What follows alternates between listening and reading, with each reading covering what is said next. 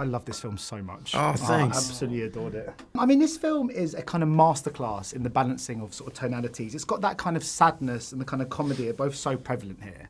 Still, after kind of all these years and all the projects you guys have made, is that still a tricky thing to get right? And what do you think is the kind of secret ingredient to finding that perfect balance between comedy and pathos? Oh, every film has that tonal balance, I think, and everything we've done is always, everything's funny, I think, but this is so poignant. So this movie sits on a bedrock of sadness, you know. I think it's a strange, it's why people like certain directors. When a director can find a tone, the magic of movies has to do with the mood. And if the mood is off, things that should be funny aren't funny, or things that's supposed to be scary aren't scary, and it's a little bit of magic.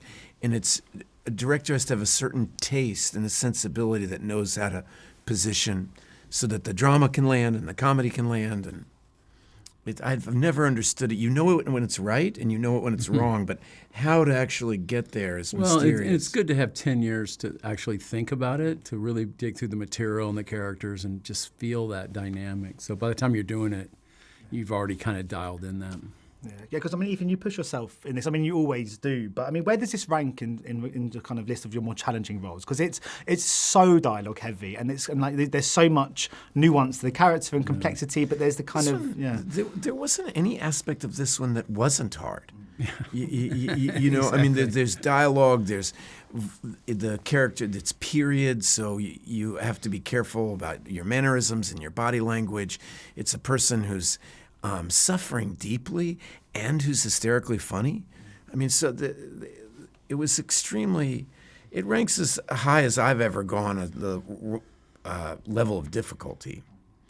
And just logistical question here. I mean, Lorenz Hart, obviously, as you know, was a shorter gentleman. How did you kind of navigate that? Because obviously, when you're having kind of conversations, you always had to be shorter sometimes than your kind of co-stars. When in reality, that might not have been the case. How are you kind of? What are the camera tricks there? That physical transformation was a huge challenge. It's so important for his character, though. But every film has some cross to bear, and this was like, oh gosh, we have this height thing. It's one thing, shave your head, get the hair right.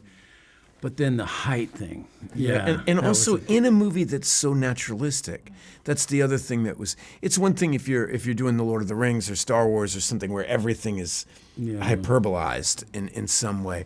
But in a movie that's realistic. Yeah, we didn't want to draw attention to it. That's just his reality. He's just 5 feet tall, you know, so.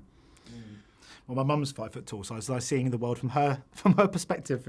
But talking to my mum, I mean, my musicals make me think of my mum and my family. There's something a very nostalgic, almost romanticised view of the kind of that era of kind of art and kind of creativity. Is that something you guys share, or something you've kind of grown to have more of an affection to off the back of this project?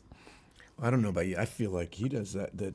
Musicals remind me of my mother. Mine's my mom. I grew up, my mom listening to the soundtracks, cast recording albums in my living room, and that's directly to my mom. Yeah, I learned so much about life and stuff from all these, largely Rodgers and Hammerstein. Yeah, I grew up in the Rodgers and Hammerstein era. I didn't even know who Rodgers and Hart was as a youngster. It was an adult thing for me. I didn't get to know Rodgers and Hart until I fell in love with jazz.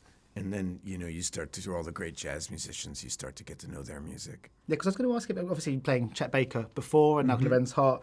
When you've played somebody, a real person, what's it like going back and revisiting their work? Do you feel you have this kind of closer affinity to their material? And is that one of the perks of your job in some ways? One of the things I love about my job is, actors play doctors and you get to learn about that profession, or cops, or people in the military, and you play Chet Baker and you get to learn all about that jazz scene and that period. And with this movie, falling in love with Rodgers and Hart, and you have their work to draw from. I mean, the biggest source of inspiration for this movie was Rodgers and Hart's music. Yeah. We often would say the movie needs to feel like one of their songs. That's the tone of it. Yeah. One of those songs obviously is Blue Moon. What would you say is the best version ever of Blue Moon? Strangely, so many. There's so many. That song is covered so much. The biggest surprise to me is I think it's on Self-Portrait. Dylan has a really wonderful cover. He does a real country. It almost sounds like it's off Nashville Skyline or something. It's very country. but it's Yeah. gorgeous.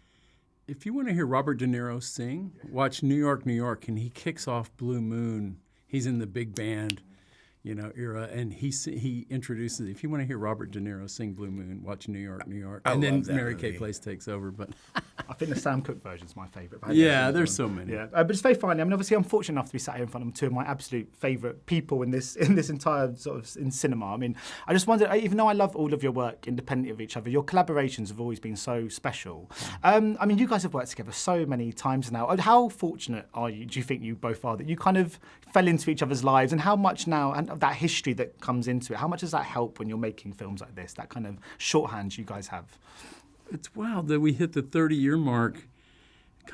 We didn't even realize it, and we hadn't worked together in 10 years, but we didn't even realize that either. It's like, we haven't really rolled camera in 10 years. It's like, wow, where did that go? But now that we sit here, it's like, oh wow, people notice. It's like 9 times or whatever we've worked together. We hadn't really thought about that much, but now it's like, oh.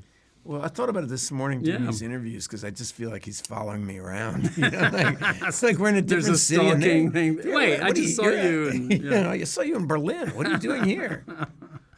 Well, I love everything you do. Hopefully there's more to come. Thank you so much, guys. Much appreciated. Cheers. Take care. Appreciate it. Ladies and gentlemen, you're watching Hey You Guys! Hey, you guys! Hey you guys! Hey, that's what they all say. Hey, you guys! Hey, you guys!